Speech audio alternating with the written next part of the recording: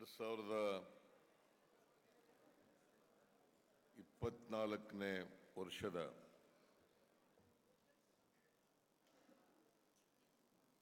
ದಸರಾ ಮಹೋತ್ಸವ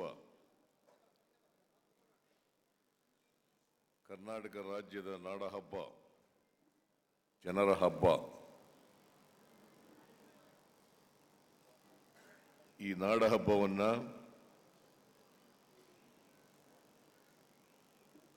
ನಾಡಿನ ಖ್ಯಾತ ಸಾಹಿತಿ ಹಂಪ ನಾಗರಾಜಯ್ಯನವರು ಉದ್ಘಾಟಿಸಿದ್ದಾರೆ. ಮಾನ್ಯ ಹಂಪ ನಾಗರಾಜಯ್ಯ ಅವರೇ,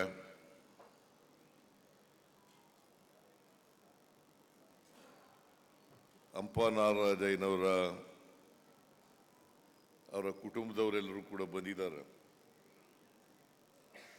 ಎಲ್ಲ ಹಂಪ ನಾಗರಾಜಯ್ಯನವರ ಕುಟುಂಬ ವರ್ಗದವರೇ,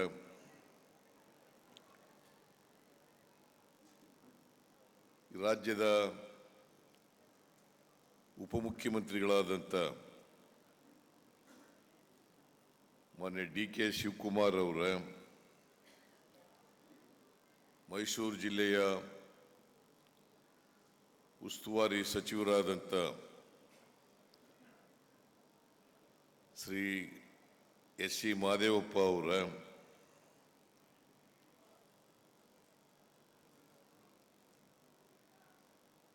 ಸಚಿವರಾದಂಥ ಮಾನ್ಯ ಎಚ್.ಕೆ. ಪಾಟೀಲ್ ಅವರೇ, ಕೆ.ಎಚ್. ಮುನಿಯಪ್ಪ ಅವರೇ, ವೆಂಕಟೇಶ್ ಅವರೇ, ಕನ್ನಡ ಮತ್ತು ಸಂಸ್ಕೃತಿ ಇಲಾಖೆ ಸಚಿವರಾದಂಥ ಶಿವರಾಜ್ ತಂಗಡಗಿ ಅವರೇ,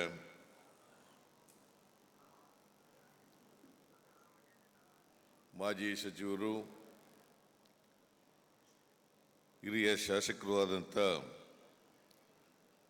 ಶ್ರೀ ತನ್ವೀರ್ ಶೇಟ್ ಅವರೇ, ಈ ಕಾರ್ಯಕ್ರಮದ ಅಧ್ಯಕ್ಷತೆ ವಹಿಸಿರ್ತಕ್ಕಂಥ ಚಾಮುಂಡೇಶ್ವರಿ ಕ್ಷೇತ್ರದ ಶಾಸಕರು ಆದಂಥ ಜಿ.ಟಿ. ದೇವೇಗೌಡ ಅವರೇ, ವಿವಿಧ ಮಂಡಳಿಗಳ ಅಧ್ಯಕ್ಷರುಗಳೇ, ಎಲ್ಲ ಶಾಸಕ ಮಿತ್ರರೇ, ಇತರ ಎಲ್ಲ ಆಹ್ವಾನಿತ ಗಣ್ಯರೇ, ಜಿಲ್ಲೆಯ ಎಲ್ಲ ಅಧಿಕಾರಿ ಬಂಧುಗಳೇ, ಇಲ್ಲಿ ಆಗಮಿಸಿರ್ತಕ್ಕಂಥ ಆತ್ಮೀಯ ಬಂಧುಗಳೇ, ತಾಯಂದಿರೇ, ಸುದ್ದಿ ಮಾಧ್ಯಮದ ಎಲ್ಲ ಗೆಳೆಯರೇ, ನಾನು ಮೊದಲಿಗೆ ಈ ವರ್ಷದ ದಸರಾ ಮಹೋತ್ಸವದ ನಾಡಿನ ಜನತೆಗೆ ಶುಭಾಶಯಗಳನ್ನು ಕೋರಲಿಕ್ಕೆ ಬಯಸ್ತಾ ಇದ್ದೇನೆ.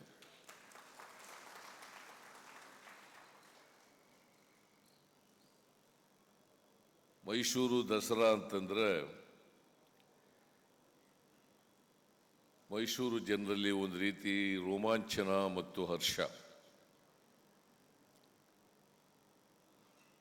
ಕಳೆದ ವರ್ಷ ನಾನು ಮೈಸೂರು ಜಿಲ್ಲಾಡಳಿತಕ್ಕೆ ಮಹದೇವಪ್ಪನವರಿಗೆ ಹೇಳಿದ್ದೆ,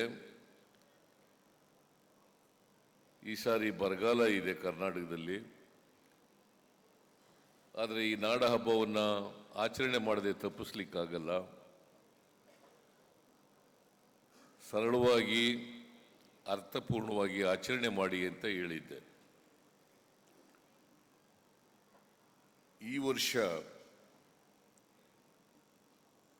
ಸಾಕಷ್ಟು ಮಳೆಯಾಗಿದೆ, ಎಲ್ಲ ಜಲಾಶಯಗಳು ತುಂಬಿದವೆ. ಈಗಾಗಲೇ ಡಿ.ಕೆ. ಶಿವಕುಮಾರ್ ಅವರು ಹೇಳಿದ್ದಾರೆ, ಕಾವೇರಿ, ಕಬಿನಿ, ಅಪ್ಪರ್ ಕೃಷ್ಣ, ತುಂಗಭದ್ರಾ, ಈ ನದಿಗಳಿಗೆಲ್ಲ ತುಂಬಿ ಬಾಗಿನವನ್ನು ನಾವು ಅರ್ಪಿಸಿದ್ದೀವಿ.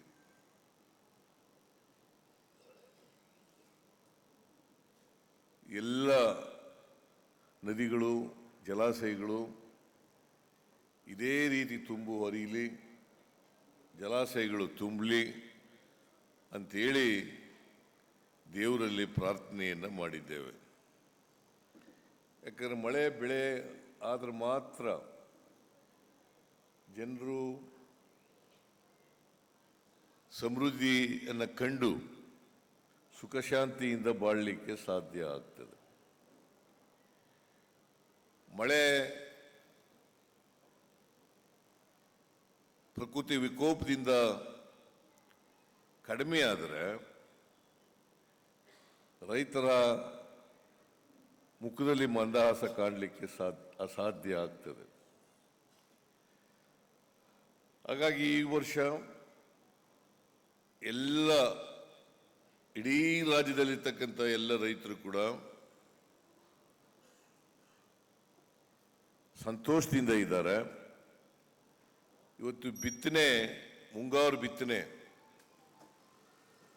ಕರ್ನಾಟಕದಲ್ಲಿ 98-99% ಬಿತ್ತನೆ ಆಗಿದೆ. 98-99% ಬಿತ್ತನೆ ಆಗಿದೆ. ಅದರಿಂದ ಇನ್ನೂ ಹೆಚ್ಚು ಮಳೆಯಾಗಲಿ, ಹೆಚ್ಚು ಉತ್ಪಾದನೆ ಆಗಲಿ, ಬೆಳೆಯಾಗಲಿ,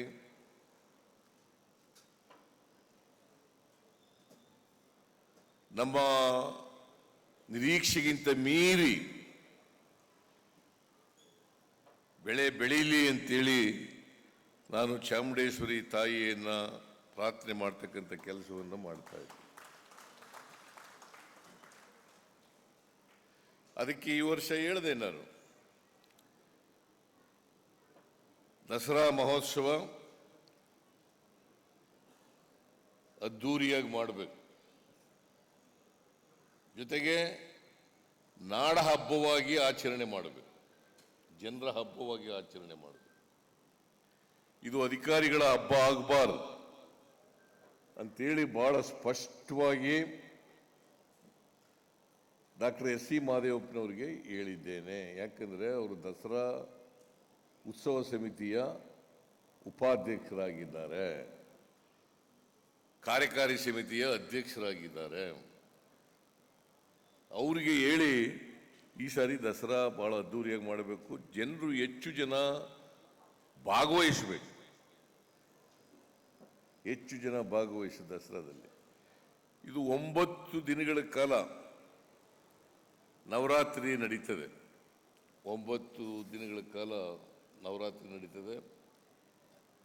10ನೇ ದಿನವನ್ನು ವಿಜಯದಶಮಿ ಅಂತ ನಾವು ಕರಿತೀವಿ, ದಶಮಿ ಅಂತ ಕರಿತೀವಿ. ಅವತ್ತು ಜಂಬೂ ಸವಾರಿ ನಡೀತದೆ. ಚಾಮುಂಡೇಶ್ವರಿ ತಾಯಿಗೆ ಅವತ್ತು ಪುಷ್ಪಾರ್ಚನೆಯನ್ನು ಮಾಡ್ತೀವಿ. ನಾವು ಅರಮನೆಯಲ್ಲಿ ಪುಷ್ಪಾರ್ಚನೆಯನ್ನು ಮಾಡ್ತೀವಿ. ಇವತ್ತು ಉದ್ಯುಕ್ತವಾಗಿ ಹಂಪ ನಾಗರಾಜಯ್ಯನವರಿಂದ ಉದ್ಘಾಟನೆ ಆಗಿದೆ.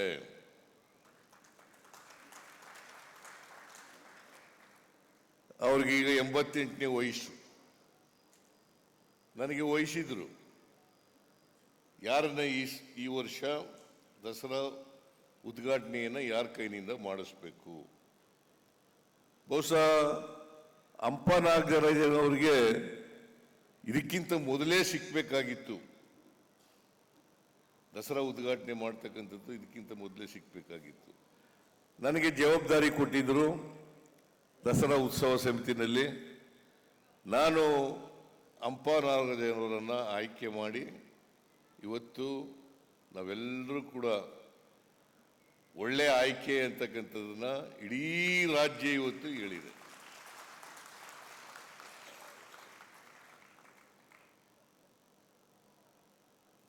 ಅಂದರೆ ಇತ್ತೀಚೆಗೆ ಪಾಪ ಅವರ ಧರ್ಮಪತ್ನಿ 63 ವರ್ಷಗಳ ಕಾಲ ಜೊತೆಲಿದ್ದವರು, ಬಹುಶಃ ಅದಕ್ಕಿಂತಲೂ ಹಿಂದೇನು ಪರಿಚಯ ಇತ್ತು ಇವರಿಗೆ.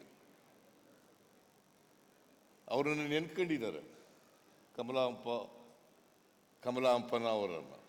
ಅವರು ಕೂಡ ಒಳ್ಳೆಯ ಸಾಹಿತಿಗಳಾಗಿದ್ದರು. ಅವ್ರಿಗೂ ಈ ದಸರಾ ಉದ್ಘಾಟನೆ ಮಾಡ್ತಕ್ಕಂಥ ಅವಕಾಶ ಸಿಕ್ಕಬೇಕಾಗಿತ್ತು. ಆದರೆ ನಮ್ಮನ್ನು ಅವರು ಅಗಲಿದ್ದಾರೆ. ಅವರ ಆತ್ಮಕ್ಕೆ ಶಾಂತಿ ದೊರಕಲಿ ಅಂತೇಳಿ ನಾನು ಈ ಸಂದರ್ಭದಲ್ಲಿ ಪ್ರಾರ್ಥನೆಯನ್ನು ಮಾಡಲಿಕ್ಕೆ ಬಯಸ್ತಾ ಇದ್ದೇನೆ. ಕಮಲಾ ಹಂಪನ ಅವ್ರನ್ನ ಜ್ಞಾಪಕ ಮಾಡಿಕೊಂಡು ಹಂಪನಾರವರು ಭಾವುಕರಾದರು. ಅಂದರೆ ಅವರು ದಾಂಪತ್ಯ ಜೀವನದಲ್ಲಿ ಇದ್ದದ್ದು, ಒಬ್ರಿಗೊಬ್ಬರು ಪರಸ್ಪರ ಪ್ರೀತಿ ಬಾಂಧವ್ಯ ಇದ್ದದಿದೆಯಲ್ಲ, ಇದು ಮಾದರಿಯಾಗಿತ್ತು ಅಂತಕ್ಕಂಥ ಮಾತುಗಳನ್ನು ಹೇಳಲಿಕ್ಕೆ ಬಯಸ್ತಾ ಇದ್ದೆ. ಹಂಪನಾಗರಾಜಯ್ಯನವರು ಕನ್ನಡ ಸಾಹಿತ್ಯ ಲೋಕಕ್ಕೆ ಅಪಾರವಾದಂಥ ಕೊಡುಗೆಯನ್ನು ಕೊಟ್ಟಿದ್ದಾರೆ. ಹಾಗೇನೆ ಜೈನ ಸಾಹಿತ್ಯಕ್ಕೂ ಕೂಡ ಬಹಳ ದೊಡ್ಡ ಅಧ್ಯಯನಶೀಲರಾಗಿ ಅಪಾರವಾದಂಥ ಕೊಡುಗೆಯನ್ನು ಕೊಟ್ಟಿದ್ದಾರೆ. ಕನ್ನಡ ಸಾಹಿತ್ಯ, ಜೈನ ಸಾಹಿತ್ಯ, ಹೀಗೆ ಬಹಳ ದೀರ್ಘಕಾಲ ಅವರು ಸಾಹಿತ್ಯ ಕ್ಷೇತ್ರದಲ್ಲಿ ತಮ್ಮನ್ನು ತೊಡಗಿಸ್ಕೊಂಡು ಕನ್ನಡ ಸಾರಸ್ವತ ಲೋಕಕ್ಕೆ ಅಪಾರವಾದಂಥ ಕೊಡುಗೆಯನ್ನು ಕೊಟ್ಟಿದ್ದಾರೆ. ಕನ್ನಡ ನಾಡಿನ ಜನ ಅದನ್ನು ಮರೀಲಿಕ್ಕೆ ಸಾಧ್ಯ ಇಲ್ಲ ಅಂತಕ್ಕಂಥ ಮಾತುಗಳನ್ನು ಈ ಸಂದರ್ಭದಲ್ಲಿ ಹೇಳಲಿಕ್ಕೆ ಬಯಸ್ತಾ ಇದ್ದೇನೆ. ಅವರನ್ನು ಆಯ್ಕೆ ಮಾಡಿರೋದು ಈ ಸಂದರ್ಭದಲ್ಲಿ ಬಹಳ ಔಚಿತ್ಯ ಅಂಥೇಳಿ ನಾನು ಭಾವಿಸ್ಕೊಂಡಿದ್ದೇನೆ. ನಾನು ಅದಕ್ಕಾಗಿ ಅವರಿಗೆ, ಅವರ ಕುಟುಂಬ ವರ್ಗದವ್ರಿಗೆ ಎಲ್ಲರಿಗೂ ಕೂಡ ಆಯಸ್ಸು ಆರೋಗ್ಯಗಳು ಇನ್ನೂ ಈ 88 ವರ್ಷ 89ನೇ ವರ್ಷಕ್ಕೆ ಕಾಲಿಡ್ತಾ ಇದ್ದಾರೆ. 100 ವರ್ಷಗಳ ಕಾಲ ಬಾಳ್ಲಿ, ಅದಕ್ಕಿಂತ ಹೆಚ್ಚು ಕಾಲ ಬಾಳ್ಲಿ ಅಂತೇಳಿ ನಾನು ಹಾರೈಸ್ತೇನೆ. ಅವ್ರು ನೋಡಿದ್ರೆ 100 ವರ್ಷ ತಲುಪ್ತಾರೆ ಅಂತ ಅನಿಸುತ್ತೆ. ಚೆನ್ನಾಗಿ ಆರೋಗ್ಯವಾಗಿದ್ದಾರೆ. ಆದರೆ ಒಂದೇ ಒಂದು ಕೊರತೆ ಏನಪ್ಪಾ ಅಂತಂದ್ರೆ, ಅವರ ಸಂಗಾತಿ ಇಲ್ಲೇ ಇರ್ತಕ್ಕಂಥದ್ದು ಒಂದು ಕೊರತೆ ಅಂತಕ್ಕಂಥ ಮಾತುಗಳನ್ನು ಈ ಸಂದರ್ಭದಲ್ಲಿ ಹೇಳಿ, ಹಂಪನಾಗರಾಜಯ್ಯನವರು ಕರ್ನಾಟಕ ಕಂಡಂಥ ಒಬ್ಬ ಅಪರೂಪದ ಸಾಹಿತಿ ಅಂತಕ್ಕಂಥ ಮಾತುಗಳನ್ನು ಹೇಳಿ, ಅವರಿಂದ ಇವತ್ತು ವಿದ್ಯುಕ್ತವಾಗಿ ದಸರಾ ಮಹೋತ್ಸವ ಉದ್ಘಾಟನೆ ಆಗಿದೆ. ಅವ್ರ ಮಾತಿನಲ್ಲಿ ಹೇಳಿದ್ರು, ಬಹಳ ಮೌಲ್ಯಯುತವಾದಂಥ ಭಾಷಣ ಮಾಡಿದ್ದೀರಿ. ಈ ರಾಜ್ಯಕ್ಕೆ, ಈ ದೇಶಕ್ಕೆ, ಜಗತ್ತಿಗೆ ಬೇಕಾದಂಥ ವಿಚಾರಗಳು ಪ್ರಸ್ತುತ ಪರಿಸ್ಥಿತಿನಲ್ಲಿ ಯಾವ ಅಗತ್ಯತೆಗಳು ಬೇಕಾಗಿದ್ದಾವೆ, ಏನನ್ನ ಮಾಡಬೇಕಾಗಿದೆ, ಅದಕ್ಕೆ ಚಾಮುಂಡೇಶ್ವರಿ ದೇವಿಯ ಆಶೀರ್ವಾದವನ್ನು ಬೇಡಿರ್ತಕ್ಕಂಥದ್ದು ಬಹಳ ಸೂಕ್ತವಾಗಿದೆ ಅಂತೇಳಿ ನಾನು ಭಾವಿಸ್ಕೊಂಡಿದ್ದೇನೆ. ಅವ್ರು ಹೇಳಿದ್ರು ಒಂದು ಮಾತನ್ನ, ಬಹಳ ಪ್ರಜಾಪ್ರಭುತ್ವ ವ್ಯವಸ್ಥೆಯಲ್ಲಿ ಚುನಾಯಿತ ಸರ್ಕಾರಗಳನ್ನು ಅದನ್ನು ವಾಮಮಾರ್ಗದಿಂದ ಕಿತ್ತಾಕ್ತಕ್ಕಂಥದ್ದು ಇದೆಯಲ್ಲ, ಅದು ಪ್ರಜಾಪ್ರಭುತ್ವ ವಿರೋಧಿ ಅಂತಕ್ಕಂಥ ಮಾತುಗಳನ್ನು ಹೇಳಿದ್ದಾರೆ. ಇದು ಬಹಳ ಪ್ರಸ್ತುತವಾಗಿದೆ ಅಂತಕ್ಕಂಥ ಮಾತುಗಳನ್ನು ಈ ಸಂದರ್ಭದಲ್ಲಿ ಹೇಳಲಿಕ್ಕೆ ಬಯಸ್ತಾ ಇದ್ದೀನಿ. ಯಾರೇ ಆಗಲಿ ಪ್ರಜಾಪ್ರಭುತ್ವದಲ್ಲಿ ನಂಬಿಕೆ ಇಟ್ಕೊಂಡಿರ್ತಕ್ಕಂಥವ್ರು, ಪ್ರಜಾಪ್ರಭುತ್ವದಲ್ಲಿ ಅದು ಮುಂದುವರಿಬೇಕು, ಅದು ಇನ್ನೂ ಬಲಗೊಳ್ಳಬೇಕು ಅಂತಕ್ಕಂಥ ಮಾತುಗಳನ್ನು ಹೇಳ್ತಕ್ಕಂಥ ಯಾರೇ ಆದರೂ ಕೂಡ ಚುನಾಯಿತ, ಈಗ ಜನರ ಆಶೀರ್ವಾದದಿಂದ ನಾವು 136 ಸ್ಥಾನ ಗೆದ್ದಿದ್ದೀವಿ. ಜನರ ಆಶೀರ್ವಾದ, 5 ವರ್ಷ ಇರಿ ಅಂತ ಹೇಳಿದ್ದಾರೆ, 5 ವರ್ಷ ಈ ರಾಜ್ಯದ ಅಭಿವೃದ್ಧಿ ಮಾಡಿ ಅಂತ ಹೇಳಿದ್ದಾರೆ. 5 ವರ್ಷಗಳ ಕಾಲ ಅಭಿವೃದ್ಧಿ ಮಾಡ್ತಕ್ಕಂಥ ಪ್ರಯತ್ನವನ್ನ ನಾವು ಮಾಡೇ ಮಾಡ್ತೀವಿ ಅಂತಕ್ಕಂಥ ಮಾತುಗಳನ್ನು ಕೂಡ ಹೇಳಲಿಕ್ಕೆ ಬಯಸ್ತಾ ಇದ್ದೇನೆ. ಹಿಂದೇನೂ ನಾನು ಮುಖ್ಯಮಂತ್ರಿ ಆಗಿರುವಾಗ 5 ವರ್ಷಗಳ ಕಾಲ ಬಹುಶಃ ಕರ್ನಾಟಕದ ಇತಿಹಾಸದಲ್ಲಿ ದೇವರಾಜ ಅರಸರವ್ರನ್ನ ಬಿಟ್ಟರೆ 5 ವರ್ಷಗಳ ಪೂರ್ಣಾವಧಿಯನ್ನ ಪೂರೈಸಿದಂಥ ಮುಖ್ಯಮಂತ್ರಿ ಯಾರು ಇದ್ರೆ ಅದು ಸಿದ್ದರಾಮಯ್ಯ ಅಂತಕ್ಕಂಥ ಮಾತುಗಳನ್ನು ಹೇಳಲಿಕ್ಕೆ ಬಯಸ್ತೇನೆ. ಈಗಲೂ ಕೂಡ ಎಷ್ಟೇ ತೊಡಕುಗಳು ಬಂದರೂ ಕೂಡ, ಕಷ್ಟಗಳು ಬಂದರೂ ಕೂಡ ಶ್ರೀಮತಿ ಅಲ್ಲ ತಾಯಿ ಚಾಮುಂಡೇಶ್ವರಿಯವರ ಕೃಪಾ ಆಶೀರ್ವಾದ ಇದೆ ಅಂತಕ್ಕಂಥ ಮಾತುಗಳನ್ನು ಹೇಳಲಿಕ್ಕೆ ಬಯಸ್ತೇನೆ. ಜಿ ಟಿ ದೇವೇಗೌಡರು ಮೂಡಾದಲ್ಲಿ ಒಬ್ಬರು ಸದಸ್ಯರಾಗಿದ್ದಾರೆ. ಅವರ ಸತ್ಯ ಏನು ಅಂತ ಗೊತ್ತಿದೆ. ಅದಕ್ಕೋಸ್ಕರನೇ ಅವರು ಬೇರೆ ಪಕ್ಷದಲ್ಲಿ ಇದ್ಕೊಂಡು ಸತ್ಯವನ್ನು ನುಡಿತಕ್ಕಂಥ ಪ್ರಯತ್ನವನ್ನು ಮಾಡಿದ್ದಾರೆ. ಅದಕ್ಕೆ ನಾವು ಸತ್ಯಮೇವ ಜಯತೆ ಅಂತ ಕರೆಯೋದು. ಸತ್ಯಮೇವ ಜಯತೆ, ಯಾವಾಗಲೂ ಸತ್ಯಕ್ಕೆ ಜಯ ದೊರಕ್ತದೆ. ಏನಪ್ಪ ಮಂಜೇಗೌಡ?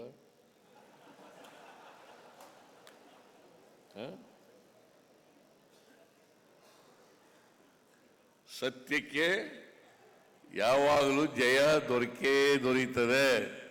ಅದಕ್ಕೆ ನಾನು ಅನೇಕ ಸಾರಿ ಹೇಳಿದ್ದೀನಿ, ನಿಮ್ಮೆಲ್ಲರ ಆಶೀರ್ವಾದ, ಈ ರಾಜ್ಯದ ಜನರ ಆಶೀರ್ವಾದ ಈ ಸರ್ಕಾರದ ಮೇಲೆ, ಸಿದ್ದರಾಮಯ್ಯನ ಮೇಲೆ ಇರೋವರೆಗೆ ಯಾರು ಕೂಡ ಏನು ಮಾಡಲಿಕ್ಕೆ ಸಾಧ್ಯ ಇಲ್ಲ. ತಾಯಿ ಚಾಮುಂಡೇಶ್ವರಿ, ನಾನು ಈ ಕ್ಷೇತ್ರದಲ್ಲಿ 5 ಬಾರಿ ಗೆದ್ದಿದ್ದೀನಿ. 5 ಬಾರಿ ಗೆದ್ದಿದ್ದೀನಿ.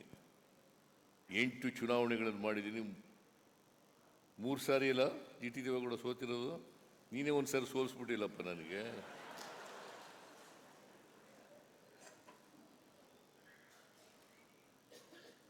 ಅದು ನನ್ನ ಕೈಯಾರೆ ಸೋತಿರ್ತಕ್ಕಂಥದ್ದು. ಅದೇನೇ ಇರಲಿ, ನಾನು ಅದರ ಬಗ್ಗೆ ವ್ಯಾಖ್ಯಾನ ಮಾಡಕ್ಕೆ ಹೋಗಲ್ಲ. ಚಾಮುಂಡೇಶ್ವರಿ ಆಶೀರ್ವಾದ, ಚಾಮುಂಡೇಶ್ವರಿ ಕ್ಷೇತ್ರದ ಆಶೀರ್ವಾದ, ಜನರ ಆಶೀರ್ವಾದ ಇರೋದ್ರಿಂದಲೇ ಇವತ್ತು 2 ಬಾರಿ ಮುಖ್ಯಮಂತ್ರಿ ಆಗ್ತಕ್ಕಂಥ ಅವಕಾಶ ಸಿಕ್ಕಿರ್ತಕ್ಕಂಥದ್ದು. ಇದನ್ನ ವರ್ಣಾದಲ್ಲಿ 3 ಬಾರಿ ಗೆದ್ದಿದ್ದೀನಿ. ಬಾದಾಮಿನಲ್ಲಿ ಒಮ್ಮೆ ಗೆದ್ದಿದ್ದೀನಿ. ಬಾದಾಮಿ ಕ್ಷೇತ್ರದಲ್ಲಿ ಅಲ್ಲಿ ಹೋಗಿ 1 ಸಾರಿ ಗೆದ್ದಿದ್ದೀನಿ. 3 ಸಾರಿ ವರ್ಣಾದಲ್ಲಿ ಗೆದ್ದಿದ್ದೀನಿ. 5 ಬಾರಿ ಇಲ್ಲಿ ಚಾಮುಂಡೇಶ್ವರಿಯಲ್ಲಿ ಗೆದ್ದಿದ್ದೀನಿ. ಒಟ್ಟು 9 ಚುನಾವಣೆಗಳಲ್ಲಿ ಗೆದ್ದಿದ್ದೇನೆ. ನಾನು ಮಂತ್ರಿಯಾಗೇನೆ 40 ವರ್ಷಗಳಾಯಿತು.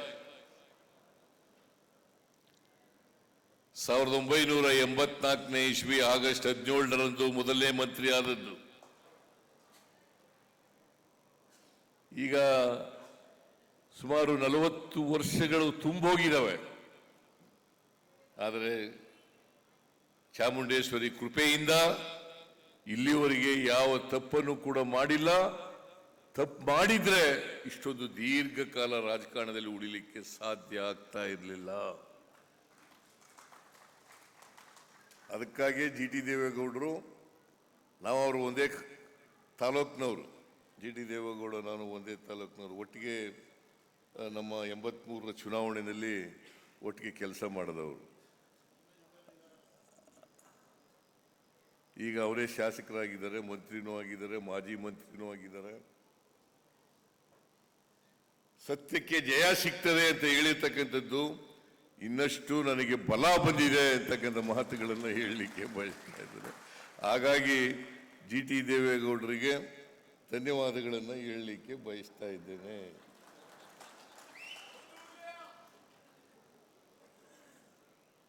ಮೈಸೂರಿನ ರಾಜಮಹರ್ಷಿ ನಾಲ್ವಡಿ ಕೃಷ್ಣರಾಜ ಒಡೆಯರು ಬಹಳಷ್ಟು ಅಭಿವೃದ್ಧಿ ಕೆಲಸಗಳನ್ನು ಮೈಸೂರು ರಾಜ್ಯಕ್ಕೆ ಮಾಡಿದ್ದಾರೆ. ಅವರನ್ನ ಈ ಸಂದರ್ಭದಲ್ಲಿ ಸ್ಮರಿಸ್ಕೊಳ್ತಕ್ಕಂಥದ್ದು ಅತ್ಯಂತ ಸೂಕ್ತ ಅಂತೇಳಿ ನಾನು ಭಾವಿಸ್ಕೊಂಡಿದ್ದೇನೆ.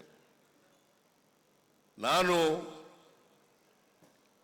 ಮೊದಲನೇ ಬಾರಿ ಮುಖ್ಯಮಂತ್ರಿಯಾಗಿದ್ದಾಗ ಮೈಸೂರು ನಗರಕ್ಕೆ, ಕರ್ನಾಟಕ ರಾಜ್ಯಕ್ಕೆ ಅನೇಕ ಅಭಿವೃದ್ಧಿ ಕೆಲಸಗಳನ್ನು ಮಾಡಿದ್ದೇನೆ. ಈಗ ಮತ್ತೆ ಮುಖ್ಯಮಂತ್ರಿ ಆದಮೇಲೆ ಜನರ ಆಶೀರ್ವಾದದಿಂದ ಡಿ ಕೆ ಶಿವಕುಮಾರ್ ಅವರು ಹೇಳಿದ್ರು, 2023 ವಿಧಾನಸಭಾ ಚುನಾವಣೆಗಿಂತ ಮುಂಚಿತವಾಗಿ ನಾನು DK ಶಿವಕುಮಾರ್ ಇಬ್ಬರು ಕೂಡ ಬಂದಿದ್ದು. ಅವರು ಅಧ್ಯಕ್ಷರಾಗಿ, ನಾನು ಲೀಡರ್ ಆಫ್ ದಿ ಅಪೋಸಿಷನ್ ಆಗಿ ಬಂದು ಚಾಮುಂಡೇಶ್ವರಿಗೆ ಪೂಜೆ ಮಾಡಿ ನಾವು 5 ಗ್ಯಾರಂಟಿಗಳನ್ನ ಜಾರಿ ಮಾಡ್ತಕ್ಕಂಥ ಶಕ್ತಿ ಕೊಡಮ್ಮ, ನಿಮ್ಮ ಅನುಗ್ರಹ ಇರಲಿ ಅಂತೇಳಿ ಚಾಮುಂಡೇಶ್ವರಿಗೆ ನಾವು ಪೂಜೆಯನ್ನು ಮಾಡಿದ್ದೇವೆ. ನಾವು ಅಧಿಕಾರಕ್ಕೆ ಬಂದ ತಕ್ಷಣ 8 ತಿಂಗಳಲ್ಲಿ ಎಲ್ಲ 5 ಗ್ಯಾರಂಟಿ ಯೋಜನೆಗಳನ್ನು ಕೂಡ ಜಾರಿ ಮಾಡಿದ್ದೇವೆ. ಇದಕ್ಕೆ ಚಾಮುಂಡೇಶ್ವರಿ ದೇವಿ ಕೊಟ್ಟಂತ ಶಕ್ತಿ ಅಂತಕ್ಕಂಥದ್ದನ್ನು ನಾನು ಮರೀಲಿಕ್ಕೆ ಸಾಧ್ಯ ಇಲ್ಲ. ಶಕ್ತಿ ಯೋಜನೆ, ಗೃಹಲಕ್ಷ್ಮಿ ಯೋಜನೆ, ಗೃಹ ಜ್ಯೋತಿ ಯೋಜನೆ, ಅನ್ನಭಾಗ್ಯ ಯೋಜನೆ ಮತ್ತು ಯುವ ನಿಧಿ ಯೋಜನೆ, ಇದಕ್ಕೆ ಒಂದು ತಿಂಗಳಿಗೆ 40ರಿಂದ ಒಂದು ಕುಟುಂಬಕ್ಕೆ ಸುಮಾರು 4 ಕೋಟಿಗೂ ಹೆಚ್ಚು ಜನರಿಗೆ 4 ಕೋಟಿಗೂ ಹೆಚ್ಚು ಜನರಿಗೆ ಪ್ರತಿ ಕುಟುಂಬಕ್ಕೆ ಒಂದು ತಿಂಗಳಿಗೆ 40ರಿಂದ 50 ಸಾವಿರ ರೂಪಾಯಿ,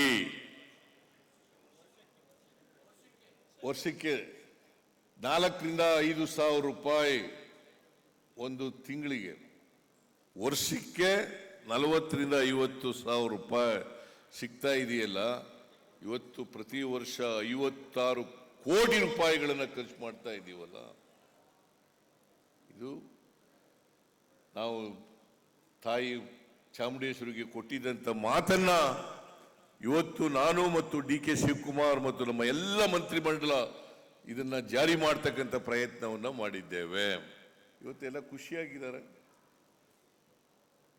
1,21,00,000 ಕುಟುಂಬ, 1,21,00,000 ಕುಟುಂಬ, ಅಲ್ಲಿನ ಆ ಕುಟುಂಬದ ಯಜಮಾನಿ 2,000 ರೂಪಾಯಿ ತಿಂಗಳಿಗೆ ಪಡಿತಾ ಇದ್ದಾರೆ. 1,60,00,000 ಕುಟುಂಬ 200 ಯೂನಿಟ್ ವರೆಗೆ ಫ್ರೀ, ಬಿಲ್ ಕಟ್ಟಾಗಿಲ್ಲ. ಬಹುತೇಕ ಎಲ್ಲ ಬಡವರು ಕೂಡ ಇದರಲ್ಲಿ ಬರ್ತಾರೆ,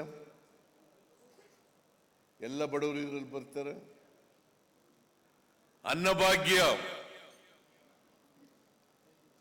5 kg, ನಾನು ಹಿಂದೆ ಇದ್ದಾಗ 5 kg ಫ್ರೀಯಾಗಿ ಕೊಡ್ಲಿಕ್ಕೆ ಮಾಡಿದ್ದು, 5 kg. ಈಗ ಇನ್ನೂ 5 kg ಕೊಡಬೇಕು ಅಂತ ಮಾಡೋದು, ಆದ್ರೆ ಅಕ್ಕಿ ಸಿಕ್ಲಿಲ್ಲ. ಅದಕ್ಕೋಸ್ಕರ ಪ್ರತಿಯೊಬ್ಬರಿಗೆ ತಿಂಗಳಿಗೆ 170 ರೂಪಾಯಿ ಕೊಡ್ಲಿಕ್ಕೆ ವರ್ಗಾವಣೆ ಮಾಡ್ತಕ್ಕಂಥ ಕೆಲಸವನ್ನ ಮಾಡ್ತಾ ಇದ್ದೀವಿ. ಆಮೇಲೆ 1,82,000 ಯುವಕರಿಗೆ, ಗ್ರಾಜ್ಯುಯೇಟ್ಗಳಿಗೆ ಮತ್ತೆ ಡಿಪ್ಲೊಮಾ ಹೋಲ್ಡರ್ಸ್ಗೆ, ಗ್ರಾಜ್ಯುಯೇಟ್ಸ್ಗಳಿಗೆ 3,000 ರೂಪಾಯಿ, ಡಿಪ್ಲೊಮಾ ಹೋಲ್ಡರ್ಸ್ಗೆ 1,500 ರೂಪಾಯಿ 2 ವರ್ಷದವರೆಗೆ ಕೊಡ್ತಕ್ಕಂಥ ತೀರ್ಮಾನವನ್ನು ಮಾಡಿದ್ದೀವಿ. ಇಲ್ಲಿವರೆಗೆ 1,82,000 ಜನರಿಗೆ ತಲುಪಿಸ್ತಕ್ಕಂಥ ಕೆಲಸ ಮಾಡಿದ್ದೀವಿ. ಅದರಿಂದ ಇವತ್ತು ಏನ್ ಪ್ರಜಾಪ್ರಭುತ್ವದಲ್ಲಿ ನಾವು ಹೇಳ್ತೀವಿ, ಸಂವಿಧಾನದಲ್ಲಿ ಹೇಳ್ಕೊಂಡಿದ್ದೀವಿ,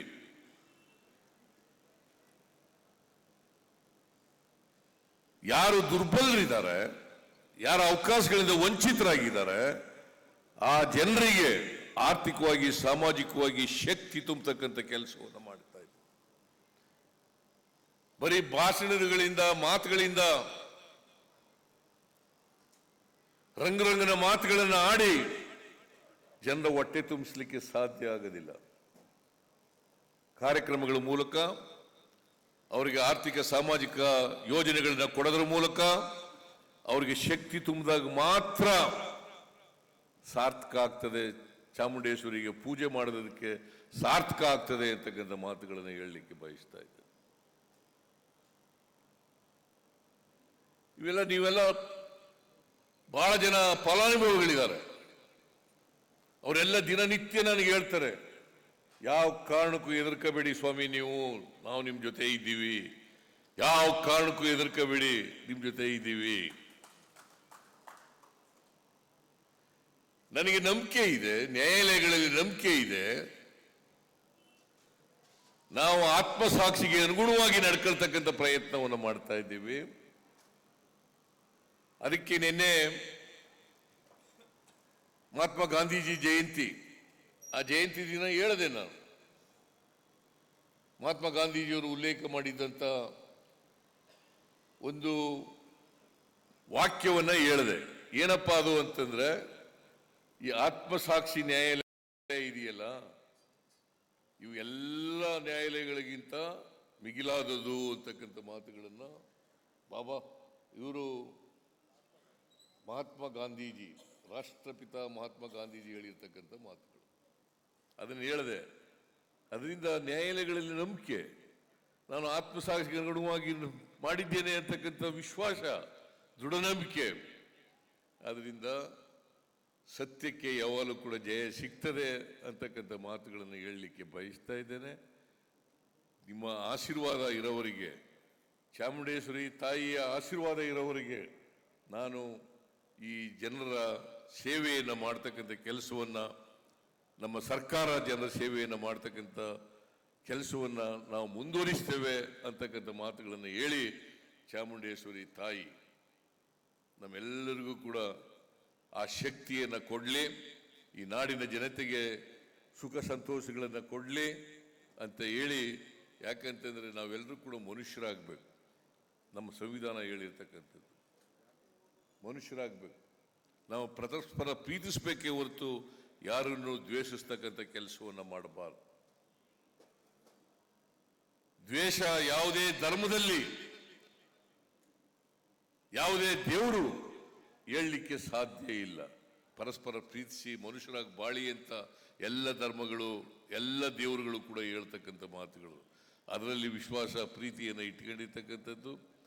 ಅದಕ್ಕೋಸ್ಕರ ನಮ್ಮೆಲ್ಲರಿಗೂ ಕೂಡ ಇನ್ನೊಂದು ವರ್ಷದವರೆಗೆ ಉತ್ತಮವಾದಂಥ ಕೆಲಸ ಮಾಡ್ತಕ್ಕಂಥ ಶಕ್ತಿ ಕೊಡಲಿ, ಜನರ ಸೇವೆ ಮಾಡ್ತಕ್ಕಂಥ ಶಕ್ತಿ ಕೊಡಲಿ ಅಂತೇಳಿ ಪ್ರಾರ್ಥಿಸಿ, ಈ ವರ್ಷದ ದಸರಾ ಮಹೋತ್ಸವದ ಶುಭಾಶಯಗಳನ್ನು ಮತ್ತೊಮ್ಮೆ ನಾಡಿನ ಜನತೆಗೆ, ನಿಮ್ಮೆಲ್ಲರಿಗೂ ಕೂಡ ತಿಳಿಸಿ ನನ್ನ ಮಾತುಗಳನ್ನು ಮುಗಿಸ್ತೇನೆ. ಜೈ ಹಿಂದ್, ಜೈ ಕರ್ನಾಟಕ, ಜೈ ಚಾಮುಂಡೇಶ್ವರಿ ದೇವಿ.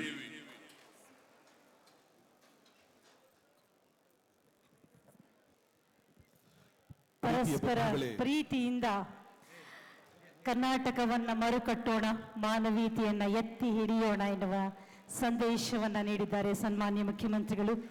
ಸತ್ಯಕ್ಕೆ ಜೈ.